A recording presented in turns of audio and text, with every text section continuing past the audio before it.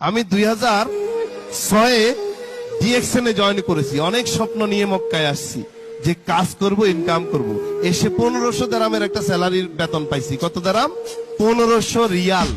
আমাকে এখানে একটা ভদ্রলোক বলে দিতে পারবেন ক্যালকুলেশন করে, আমি যদি 1500 রিয়াল করে 40 বছর সৌদি আরব বা কোন দেশে শ্রম দিই, আমার জীবন চেঞ্জ হবে কি? এই ক্যালকুলেশন আমি করেছি ফার্স্ট মান্থ, যে মাসে আমি চাকরিতে ঢুকছি, যে আমি জন্ম নিয়েছি শুধু 1500 রিয়ালের জন্য না। চাকরি ছেড়ে ছোট ছোট বিজনেস করে মক্কাতে দোকান দিয়েছি।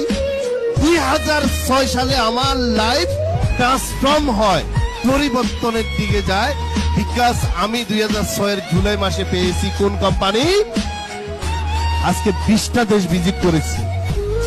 আমার মতো মিডল ক্লাসের সন্তান, যার বাবা মিলেনিয়ার না, শিল্পপতি না, তারা কি ভিজিট করতে পারে? পারে? আমি আজকে ট্রেনিং দিচ্ছি হিন্দিতে 500-700 লোকের সামনে। আপনারা কি পারবেন না?